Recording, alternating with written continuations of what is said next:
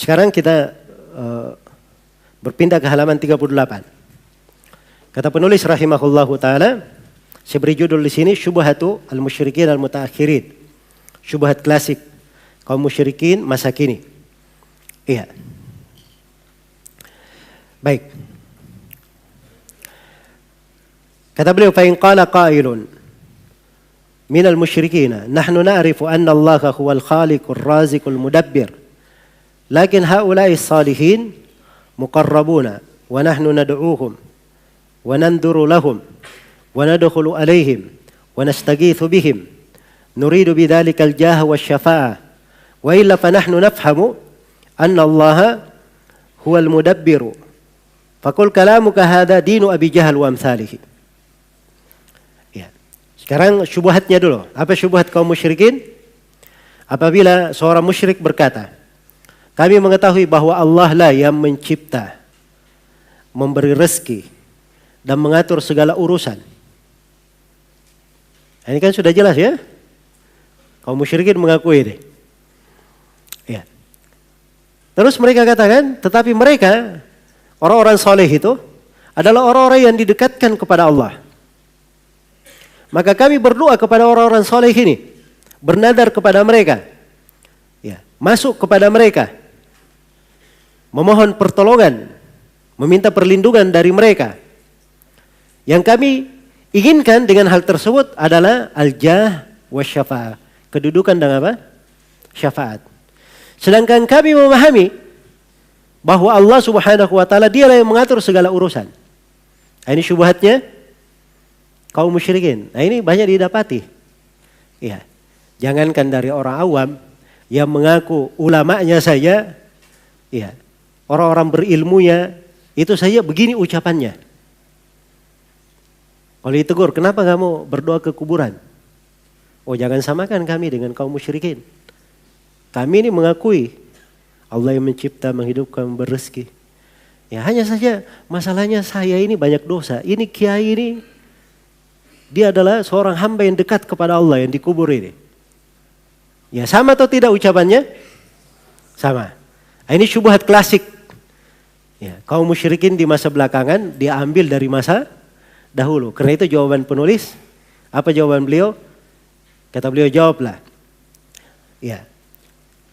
Faqul kalamuka hadha dinu Abi Jahal wa amthalihi. Bahwa ucapan kamu ini itulah agama Abu Jahal dan semisalnya.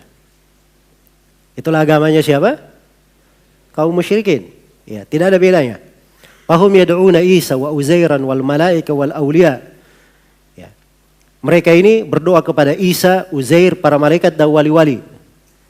Wa yaqulun, seraya berkata, ma na'buduhum illa liqarribuna ila Allahi zulfa. Ya, tidaklah kami menyembah mereka kecuali untuk mendekatkan kami kepada Allah dengan sedekat-dekatnya. Ini sudah berlalu ya, kita terangkan. Di Al-Qawaid Al-Arba, kaidah keberapa kemarin? Kaidah yang kedua. Dan di kelanjutan ayat ada bantahannya. Di kelanjutan ayat, sebab di akhir ayat dikatakan innallaha la yahdi man huwa kadhibun kafar. Sungguhnya Allah tidak memberi hidayah kepada seorang pendusta dan kafir. Maka dianggap mereka dusta dalam hal ini dan dianggap kafir dengan hal ini. Iya. Syubhat mereka juga, alasan mereka kaum musyrikin. Iya, wa qala wa ya'buduna min dunillahi ma la yadhurruhum wa la yanfa'uhum wa yaquluna haula'i syufa'auna 'inda Allah. Dan mereka menyembah sesuatu yang selain Allah, yang tidak dapat mendatangkan kemudaratan kepada mereka, tidak pula kemanfaatan. Dan mereka berkata, mereka adalah pemberi syafaat kepada kami di sisi Allah.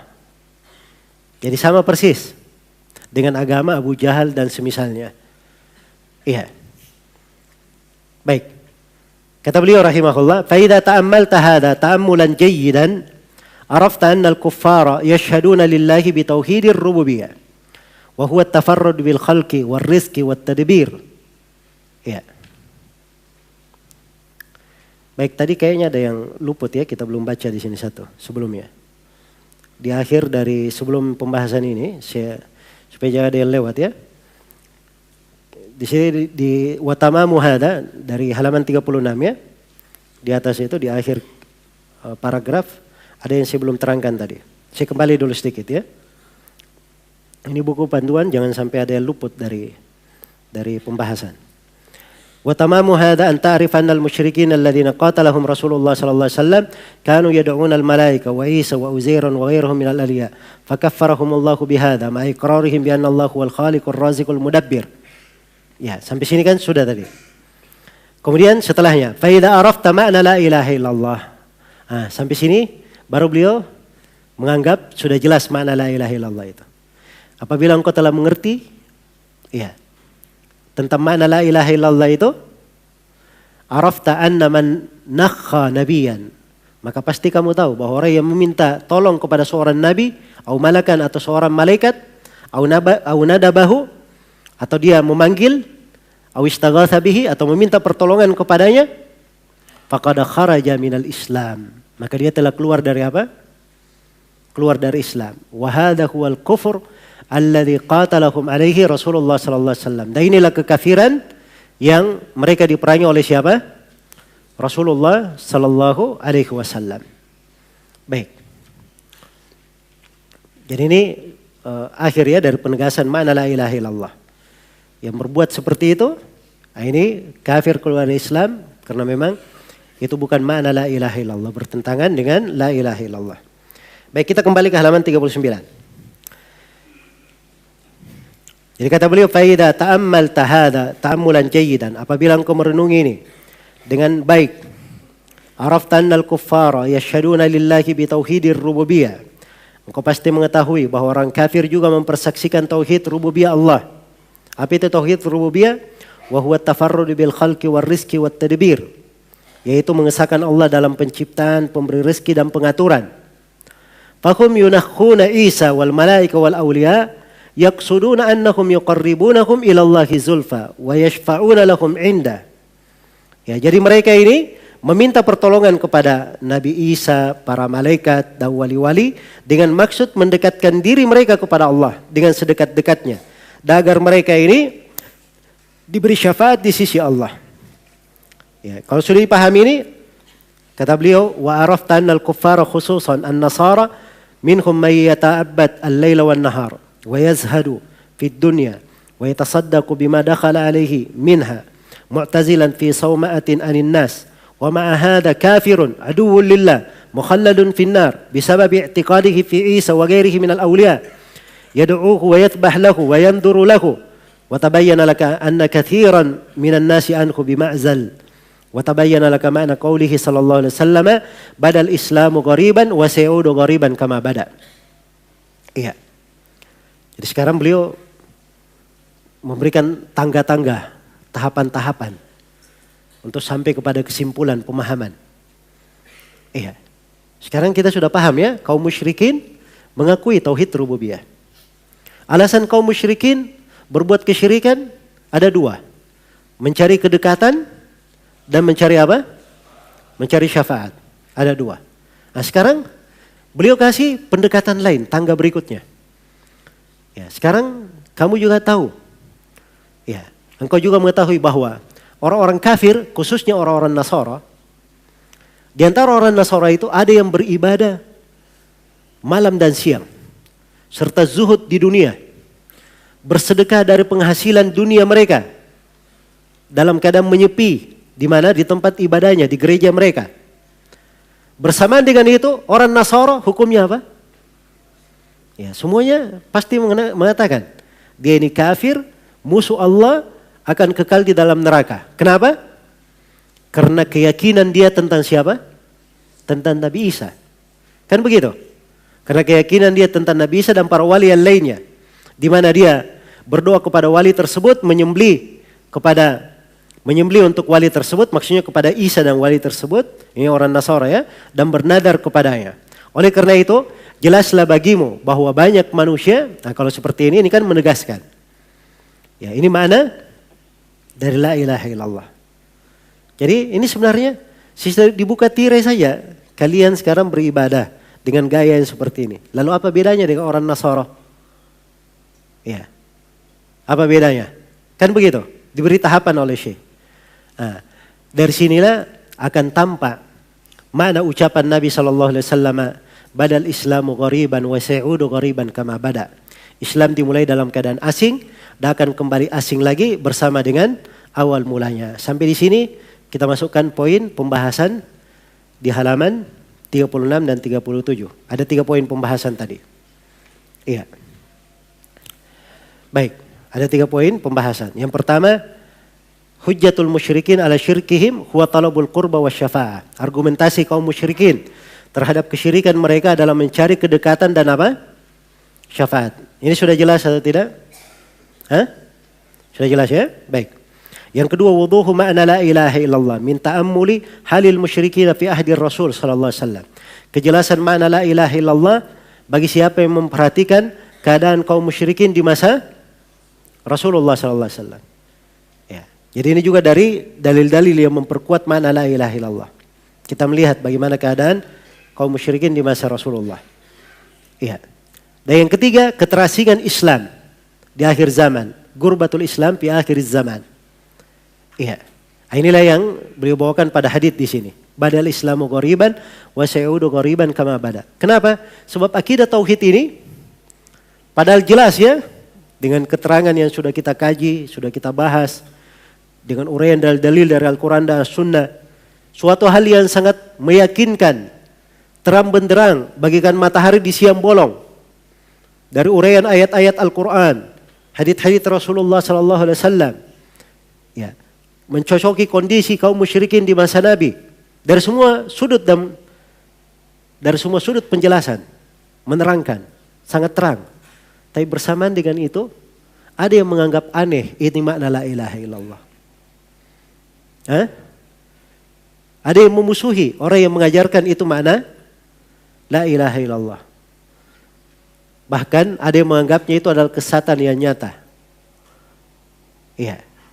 Inilah keterasingan namanya. Syariat Islam yang sedemikian jelas dan terangnya dianggap asing oleh banyak manusia.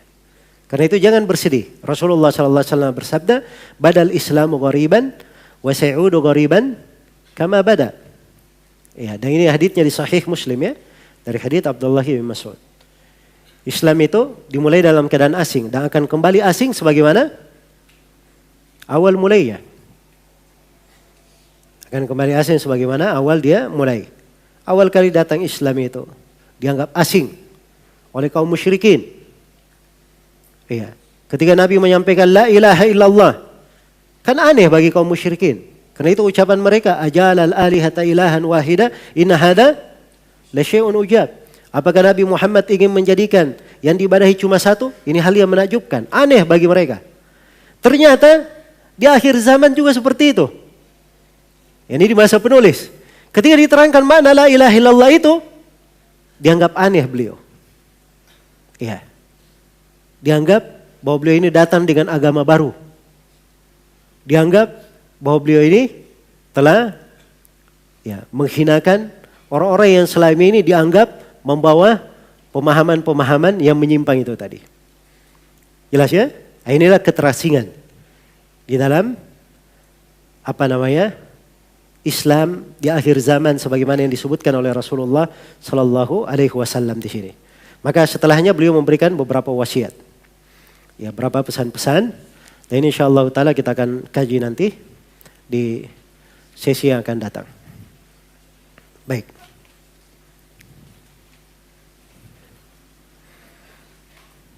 Ya coba dirapikan sendiri ya tadi yang saya sudah terangkan kalimat-kalimat, tempat-tempat peletakan poin-poin. Dipindahkan sendiri. Iya. Jelas ini 2 masail ini di halaman 41. Ini kaitannya mulai dari halaman 40. Allah ikhwani itu 2 pembahasan di situ. Baik. Baik, ini sesi yang ketiga untuk kajian kitab makna La ilaha illallah yang merupakan buku yang keempat dari program Mafatih Al-Ilm.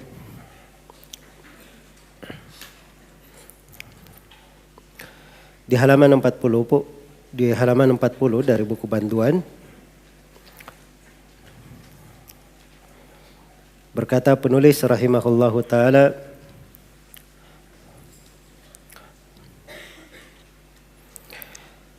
Fallaha Allah ikhwani, tamassaku bi asli dinikum,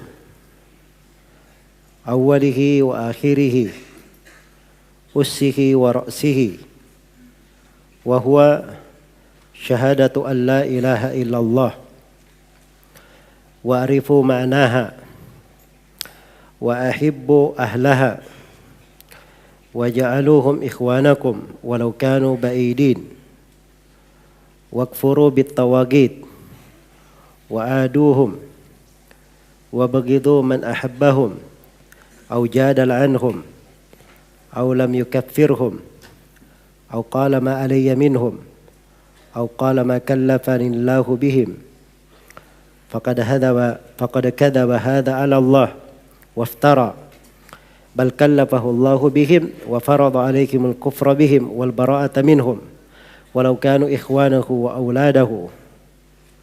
Fallaha Allah tamassaku bi asli dinikum la'allakum talqawna rabbakum la tusyrikuna bihi syai'a.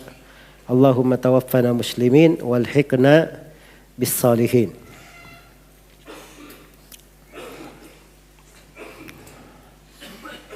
Baik. Jadi saya poinkan di sini dua pembahasan di al-masail.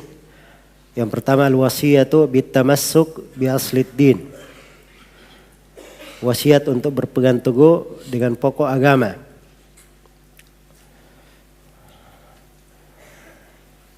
Iya. Dan yang kedua al-hathu ala ma'rifati muqtadayat syahadati an la ilaha illallah. Anjuran untuk mempelajari konsekuensi syahadat la ilaha illallah. Ini dua hal yang ditekankan oleh penulis. Untuk wasiat berpegang dengan pokok agama boleh terangkan di awal dan di akhir. Fallaha Allah ya ikhwani. Ya, ingatlah kepada Allah. Ya, diulangi dua kali. Ingatlah kepada Allah, ingatlah kepada Allah. Bisa berpeganglah kalian kepada Allah. Ikhwani, wahai saudara-saudaraku. Tamassaku bi asli dinikum. Berpeganglah dengan pokok agama kalian. Ini anjuran untuk tamassuk, berpegang teguh. Karena memang kita diperintah untuk tamassuk. Sebagaimana perintah Allah Subhanahu wa taala, wa'tasimu bihablillahi jami'an wa la tafarraqu. Berpegang teguhlah kalian semua dengan tali Allah dan jangan kalian bercerai-berai. Iya.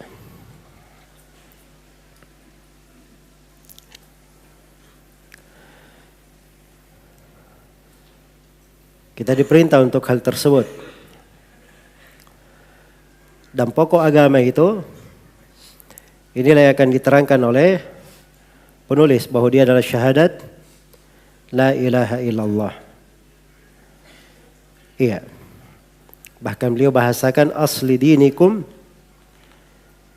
awwalihi wa akhirihi, yang merupakan awal dan akhir agama. Ussihi wa ra'sihi, pondasi dan dasarnya.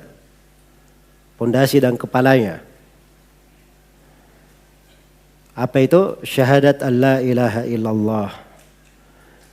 Ya. Ini pokok agama yang harusnya dipegang.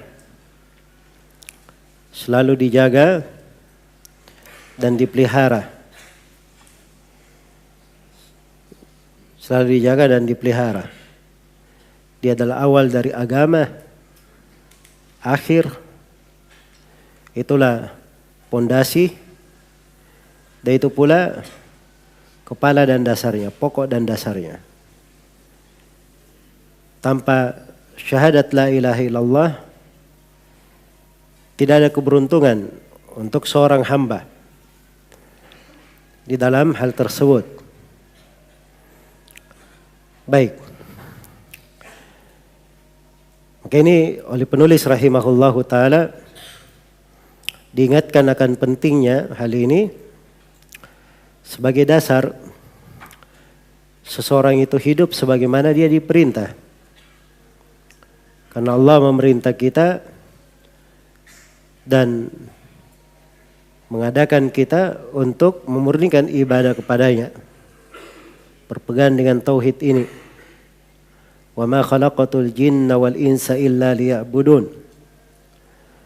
Tidaklah aku menciptakan jin dan manusia kecuali untuk beribadah kepadaku.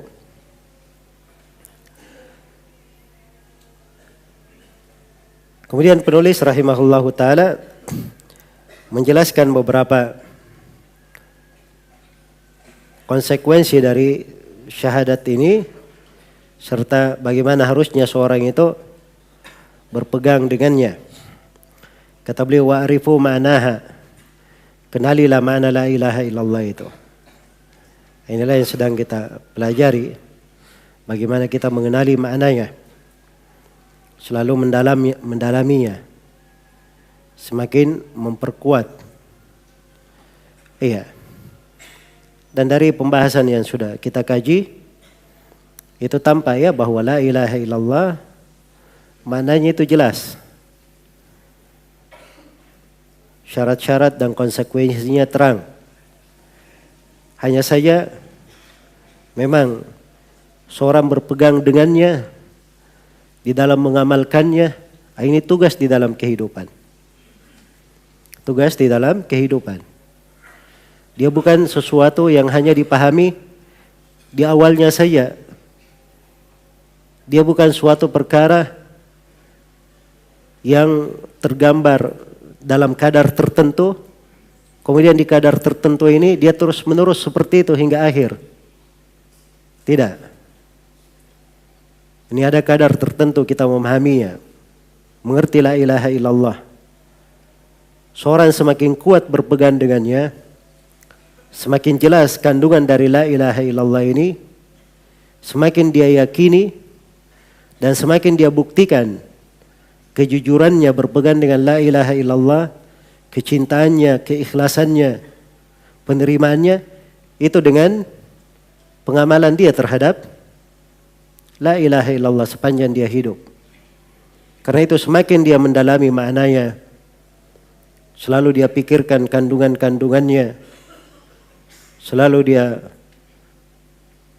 memahami dari suluk-beluknya, dan berusaha dia terapkan di dalam segala makna kehidupannya, maka semakin sempurna dia di dalam berpegang dengan pokok agamanya.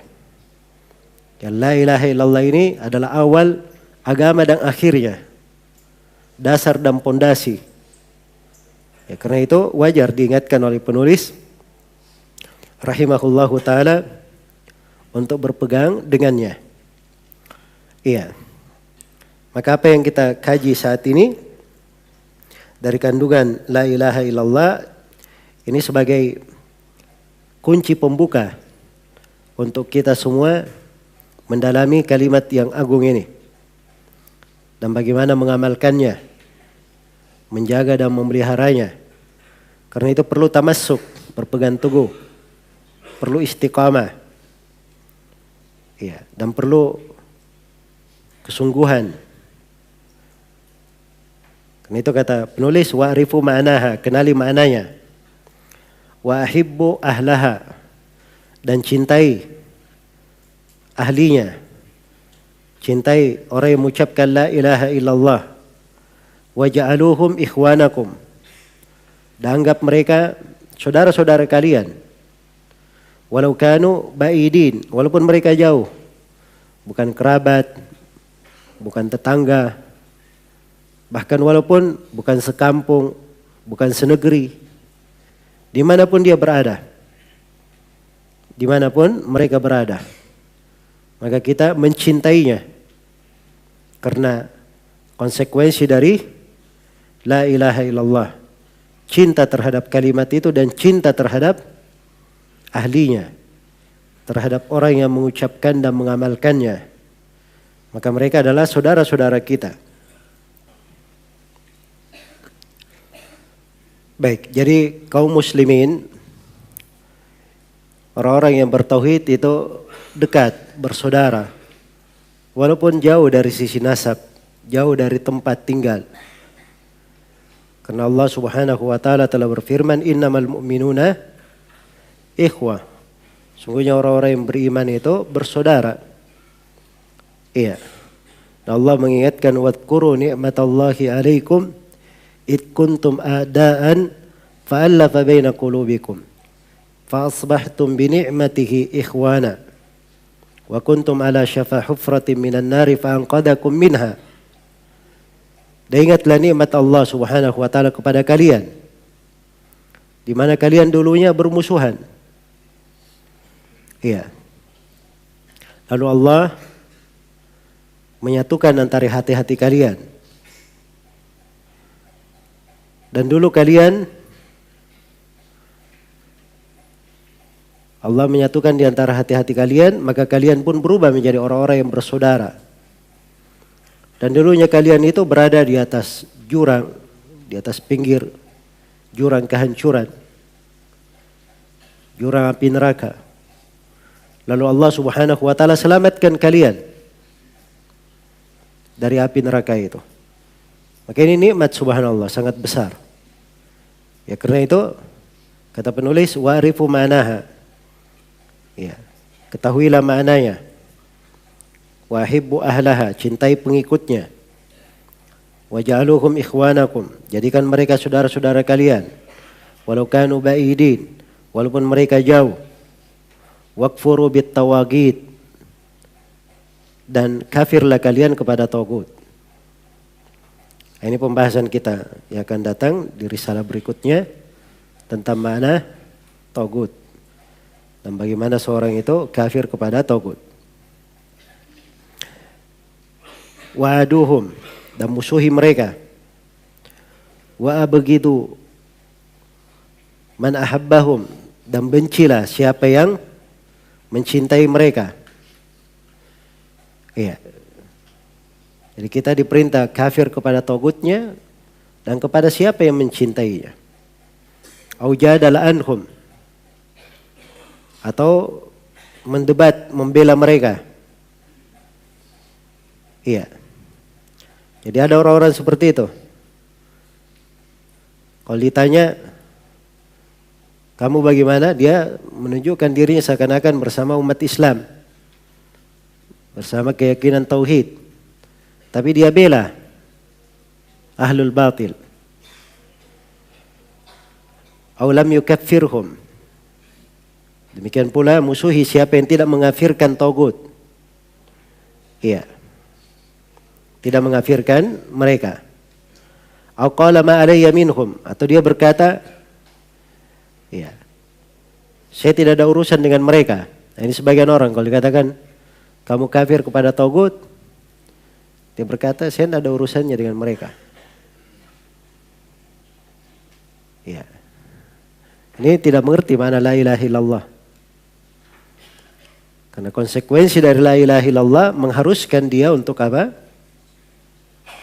Untuk berlepas diri dari mereka. Nah, boleh dia berkata tidak ada saya urusan sama mereka, tidak ikut campur, tidak mau tahu.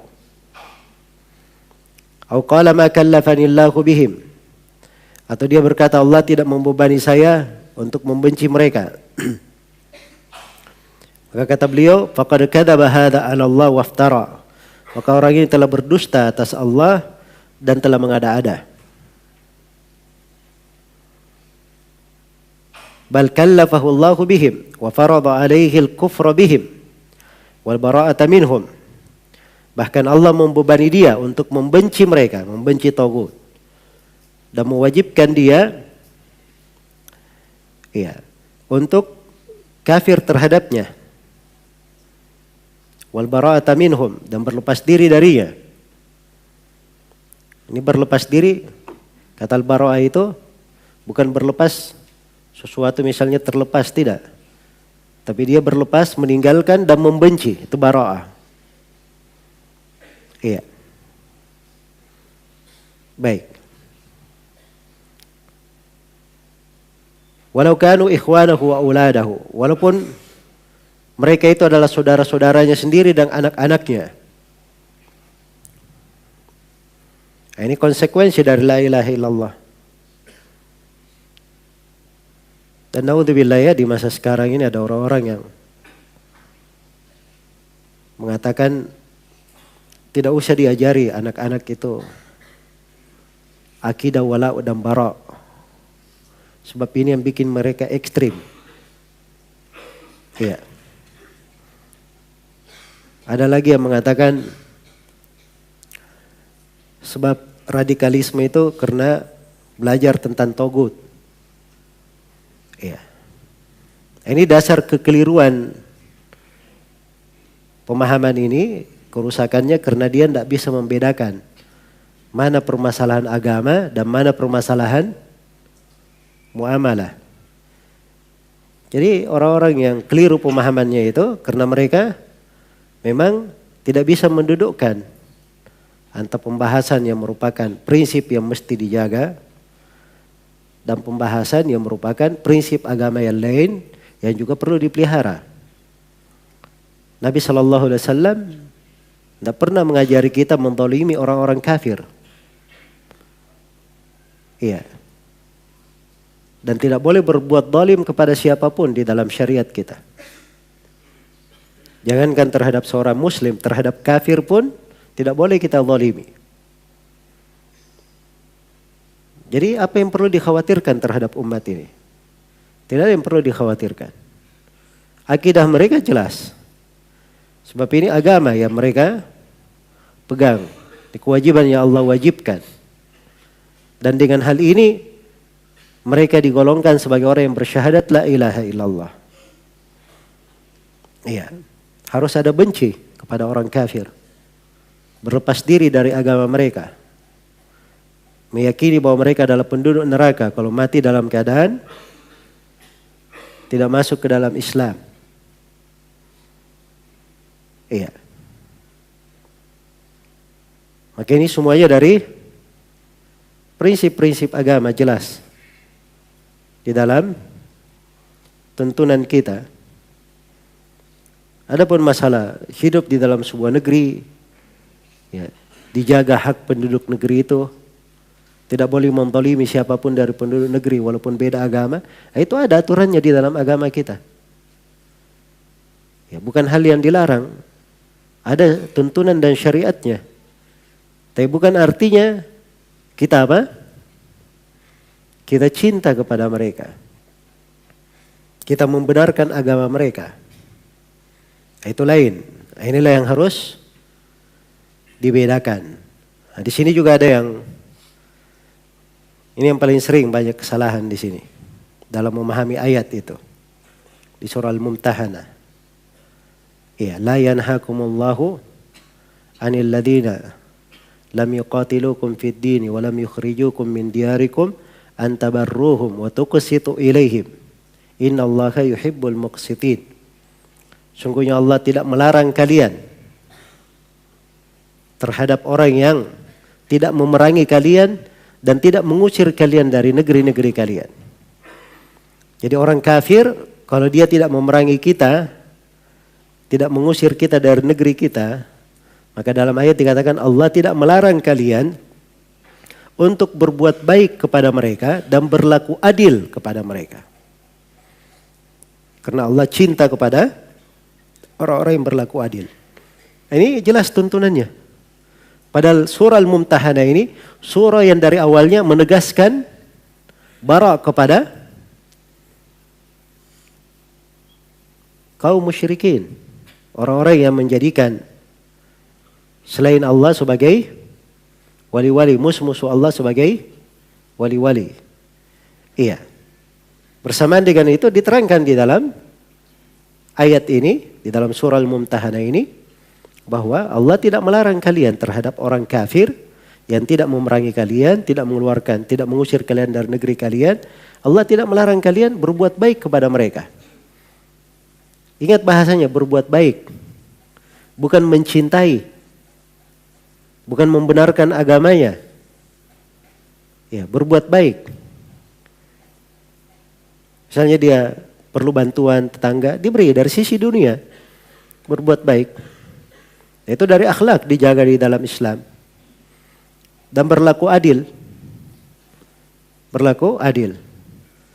Karena itu tidak ada sejarahnya umat ini, orang yang berpegang dengan agamanya, kemudian menjadi masalah bagi penganut agama lain. Itu enggak ada. Iya. Bahkan dimaklumi, ketika Umar bin Khattab meninggal, itu ahlul kitab bersedih dengan meninggalnya siapa? Umar bin Khattab. Karena keadilan yang merata di masa beliau. Tidak ada yang dizalimi. Al-Imam Al-Auza'i, Abdurrahman bin Amr bin Abi Amr, Abu Amr Al-Auza'i, Imam negeri Syam. Ketika beliau meninggal, itu berlimpah ruah yang mengantar jenazahnya. Ada orang-orang Yahudi dan Nasara ikut mengantar jenazahnya juga. Tapi mereka berada di sudut-sudut tertentu. Ketika ditanya, kenapa kalian ikut bersedih dengan meninggalnya Al-Auza'i? Ya, mereka berkata telah meninggal orang yang menebarkan keadilan di tengah manusia. Nah, ini keadaan para ulama Islam. Jelas ya? Jadi sekali lagi, orang yang memahami tauhid itu harus memahami hakikat dari tauhid, pandai dia membedakan antara ini dan itu. Karena itu ucapan-ucapan syekh ini arahannya agar supaya seorang memperhatikan pokok agamanya. Sebab la ilaha illallah ini pokok agama, awal dan akhir agama, dasar dan pondasinya. Tidak boleh diganggu. Ini yang merupakan keselamatan seorang hamba. Kandungan dan konsekuensinya sudah diterangkan, jelas. Iya. Di dalam hal tersebut. Dan itu yang berjalan di tengah umat Islam dari dahulu hingga hari ini. Dari dahulu hingga hari ini. Baik. Kemudian di akhirnya beliau ulangi lagi tentang wasiat berpegang dengan pokok agama. Kata beliau, "Fallaha Allah tamassaku bi asli dinikum la'allakum talqawna rabbakum la tusyrikuna bihi syai'a. Allahumma tawaffana muslimin wa alhiqna bis salihin." Ya, kata beliau, ingatlah kepada Allah, berpeganglah dengan pokok agama kalian agar kalian menghadap kepada Rabb kalian dengan tidak berbuat kesyirikan kepadanya sama sekali, sedikit pun. Iya.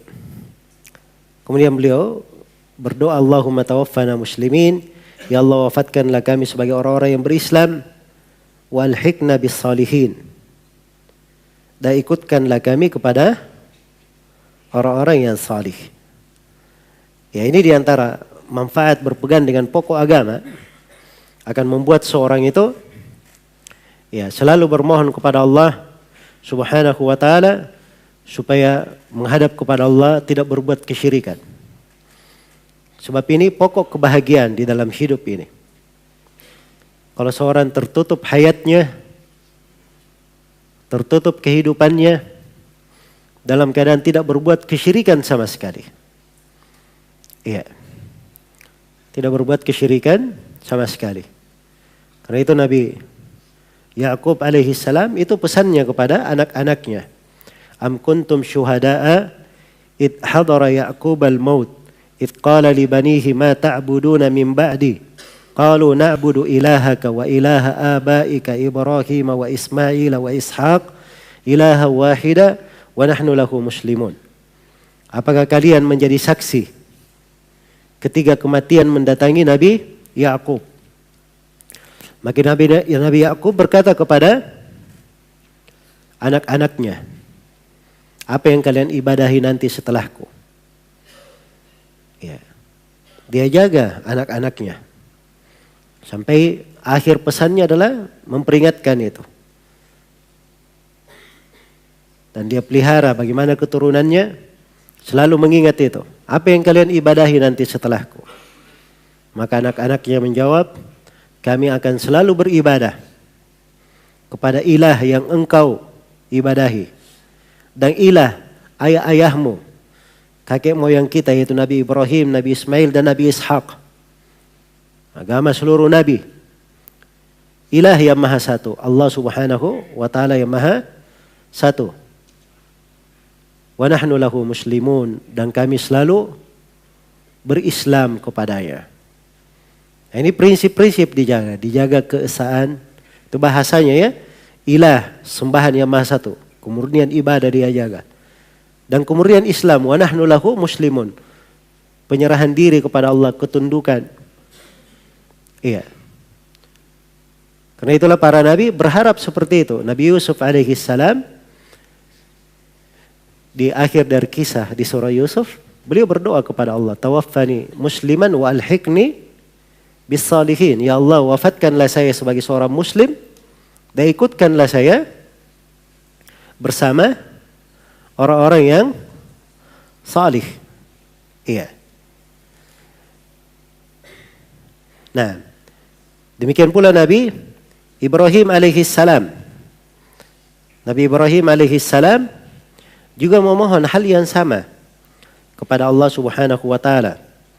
Ya, di dalam doanya ya di surah Asy-Syu'ara, di mana beliau berkata di di antara doa yang beliau ucapkan, Rabbi habli hukman walhiqni bis salihin. Ya Allah, jadikanlah saya, ya, atau ya Allah anugerahkanlah kepadaku hikmah dan masukkanlah saya ke golongan orang-orang yang salih. Masukkan saya ke golongan orang-orang yang salih. Ya. Maka seorang berusaha menjaga bagaimana dia di dalam kehidupannya selalu berada di atas makna ini. Makna la ilaha illallah.